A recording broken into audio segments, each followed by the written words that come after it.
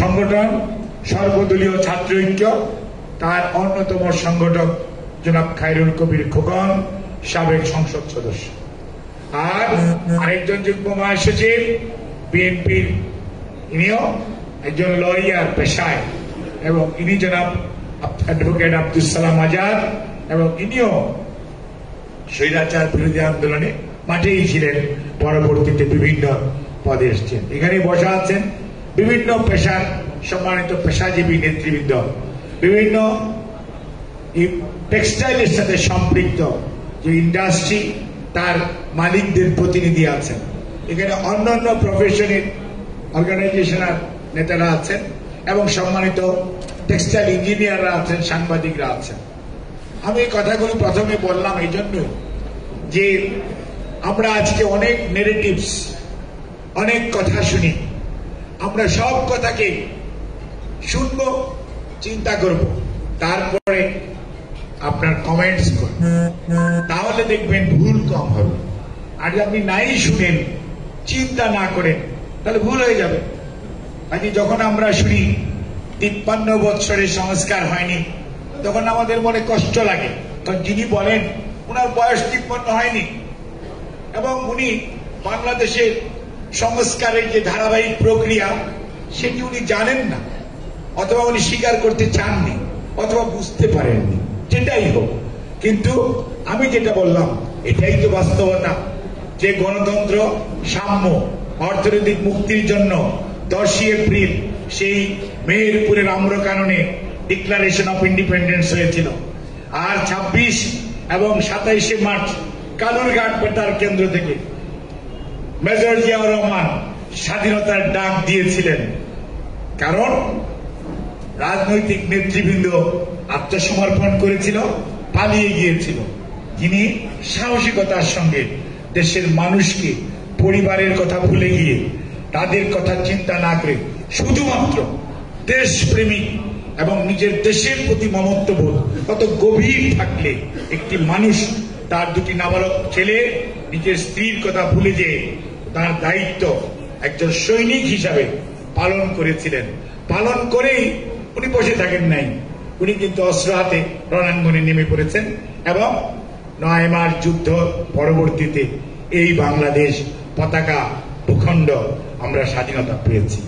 এবং আমরা দেখেছি গণতন্ত্রের জন্য ফেনা ওঠা দল, আমরা কথা বলতে বলতে মুখে থুতু এসে গেছে, সেই দল বাকশাল কায়েম করেছে। সেটিও একটা পরিবর্তন। ভালো না মন্দ পরে বলবো। বাক স্বাধীনতার জন্য কথা বলেছেন, সব বন্ধ করে 4টি পত্রিকা ছিল, আর সব বন্ধ হয়ে গেছে। That is the reality. তখন একটা মাত্র television, black and white TV ছিল, আর কিছু ছিল না। একটা মাত্র দল, সব দল বিলুপ্ত হয়ে গেল। অর্থাৎ এই যে পরিবর্তন, এটির জন্য দোলনা। বললেন অর্থনৈতিক মুক্তির কথা, বললেন গণতন্ত্রের কথা, বললেন সাম্যের কথা, কিন্তু 74-এর দুর্ভিক্ষ হলো, 62-র জন্ম হলো, তাহলে কি হবে? এবং মানুষ এবং কুকুর এই ঢাকার শহরে একই ডাস্টবিনে খাবার খুঁজেছে। এটা কি হলো? লঙ্গরখানা দেখেছে বাংলাদেশের মানুষ, ব্যাংক ডাকাতি দেখেছে বাংলাদেশের মানুষ, হাইজ্যাকিং দেখেছে বাংলাদেশের মানুষ, ভোট ডাকাতি দেখেছে। ডাকসুর নির্বাচনে ঢাকা বিশ্ববিদ্যালয়ের ছাত্ররা, 73-এর নির্বাচনে দাউদকান্দির ভোটাররা দেখেছে ভোটার বাক্স কিভাবে হেলিকপ্টারে তুলে বঙ্গভবনে আনা হয়, রেজাল্ট ঘোষণা করা হয়। সবকিছুই কিন্তু পরিবর্তন বা কর্মসূচি হয়েছে। কাজেই আপনাকে মনে রাখতে হবে, আবার 75-এর 15ই আগস্ট এই বাংলাদেশের মানুষ সেই দুর্বিষহ দিনে দেখেছে, কিন্তু মানুষ 7ই নভেম্বর 1975 দেখেছে। এদেশের মানুষের উচ্ছ্বাস দেখেছে এবং মানুষ মনে করেছে বিএনপি নাই, ছাত্রদল নাই, যুবদল নাই, কোন সংগঠন নাই, একটা মাত্র ব্যক্তি জিয়াউর রহমান। উনি গৃহবন্দী। মানুষ মনে করলো এই লোকটাই তো সেই মানুষ 26 এবং 27শে মার্চ সবাই যখন পালিয়ে গেছিল তখন স্বাধীনতা ঘোষণা দিয়ে যুদ্ধ করেছিল। এবং প্রথম সেক্টর কমান্ডার, প্রথম ফোর্সেস কমান্ডার, জেড ফোর্সের কমান্ডার উনি, 1 নম্বর সেক্টরের কমান্ডার উনি। কাজী এই মানুষের উপরই বিশ্বাস স্থাপন করা, অর্থাৎ আস্থা অর্জন করা যায়। আমি যে কথাটির জন্য এতগুলি কথা বললাম, এটা হচ্ছে মানুষের বিশ্বাস এবং আস্থা। 75-এর 7ই নভেম্বর মানুষ গৃহবন্দী দশা থেকে নিয়ে এসে সিপাহী জনতা তাকে ক্ষমতায় বসান, বিশ্বাস স্থাপন করলেন, দায়িত্ব দিলেন এবং দায়িত্ব নিয়ে 4.5 বছর মাত্র উনি দায়িত্ব পালন করার সুযোগ পেয়েছেন। এদেশের মানুষের ম্যান্ডেট নিয়ে জোর করে না। আজকেও যারা অন্তর্বর্তীকালীন সরকারে আছেন এনারাও যেমন জোর করে আসেন না, মানুষ এনে বসিয়ে দিয়েছে। ঠিক একই ঘটনা 1975-এর 7ই নভেম্বর হয়েছিল, মানুষ এনে ওনাকে গৃহবন্দিত্ব থেকে দায়িত্ব দিয়েছিল। দায়িত্ব পাওয়ার পর উনি নিজের দায়িত্বের প্রতি মানুষের আস্থা আছে কিনা গণভোট হয়েছে এবং প্রেসিডেন্ট নির্বাচন সরাসরি ভোটে হয়েছে, সবাই অংশগ্রহণ করেছে। 79-তে জাতীয় নির্বাচন হয়েছে, সবাই 79 জাতীয় সংসদ নির্বাচন বাংলাদেশের ইতিহাসে এমন এক নির্বাচন যে নির্বাচনে সকল রাজনৈতিক দল অংশগ্রহণ করেছিল, সবার প্রতিনিধিত্ব জাতীয় সংসদে ছিল। 86-তে তা হয় নাই, 88-তে হয় নাই, 91 এরকম হয় নাই, 96 কোন নির্বাচন এরকম হয়। কাজে আপনার মনে রাখতে হবে, এই যে মানুষ আস্থা স্থাপন করলো তার কিসের জন্য? তার কাজের জন্য। এবং কাজ পেয়ে তলাহীন ঝুড়ির তলা ঠিক করলেন, তারপরে বিশৃঙ্খলাকে শৃঙ্খলার মধ্যে আনলেন, দুষ্ট মানুষগুলো সব ভালো হয়ে গেল এবং দেশ উন্নয়নের দিকে ধাবিত হলো।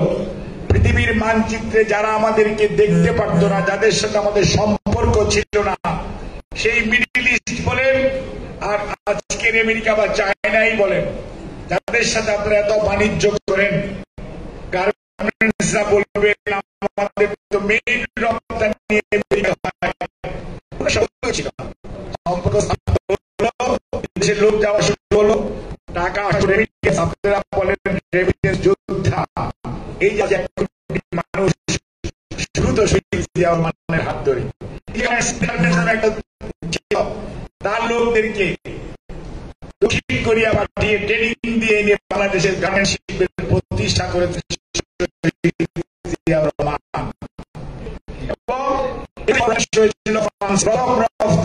ফ্রান্স। তার পরবর্তীতে আপনারা আসবেন billion billion dollar, million million শ্রমিক আর মা বোনেরা ভাইয়েরা সেখানে কাজ করে, আজকে 50 লক্ষ মানুষ কাজ করে এমপ্লয়েড হয়েছে গার্মেন্টসে এবং তার যে ব্যাকয়ার্ড যে সমস্ত লিঙ্কেজ সার্ভিস আছে প্রত্যেকটার মধ্যে।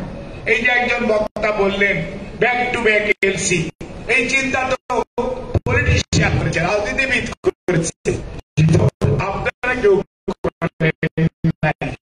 খারাপ সংস্কার হয়নি। চাল 100 টাকা করে চাল রপ্তানি করেছিল বাংলাদেশ ওই সময় শহীদ জিয়ার সময় এবং নিরাপত্তা পরিষদে ভোট হয়েছিল জাপানের সাথে সদস্য পদের জন্য। বাংলাদেশ ভোটে জয়যুক্ত হয়ে নিরাপত্তা পরিষদের সদস্য হয়েছিল শহীদ জিয়ার দূরদর্শী পররাষ্ট্রনীতির কারণে। ইরাক যুদ্ধের যে কমিটি হয়েছিল 3 সদস্যের একজনের নাম শহীদ প্রেসিডেন্ট জিয়াউর রহমান। আজকে যারা হজ করতে যান আরাফাতের ময়দানে জিয়ারটি দেখেন, মানুষ বলে জিয়ারটি লাগানো কার হাতে? শহীদ জিয়াউর রহমান। অর্থাৎ একটি মানুষের ভীষণ কত মিশনারি হতে পারে যে উনি বাংলাদেশকে কোথায় কোন মর্যাদায় নিয়ে গেছেন, এবং সেটি যদি চিন্তা করেন তাহলে অবশ্যই স্বীকার করতে হবে রাজনীতিবিদদের অবদানকে অস্বীকার করা, সত্যকে অস্বীকার করা। তার পরবর্তীতে নারী শিক্ষার কথাই বলেন বেগম খালেদা জিয়া, মেয়েদের যাবেন পড়াশোনা করবে বিনা পয়সায়, পড়াশোনা করলে কিছু টাকা পয়সা পাবে, অর্থাৎ উপবৃত্তি অথবা শিক্ষা কর্মসূচি। খালেদা জিয়ার অবদান বিনা পয়সা মেয়েদের প্রথম 8 তারপরে 10 তারপরে 12 ক্লাস পর্যন্ত পড়া। এটি আমাদের জাতীয়তাবাদী দল। দেশে ছিল রাষ্ট্রপতি শাসিত সরকার ব্যবস্থা, আসলো প্রধানমন্ত্রী শাসিত সংসদীয় গণতন্ত্র, সেটাও তো খালেদা জিয়া 91-এর, এই যে যারা সংসদ সদস্য ছিলেন 91-এ, তখনও খালেদা জিয়া। কাজে আপনি কি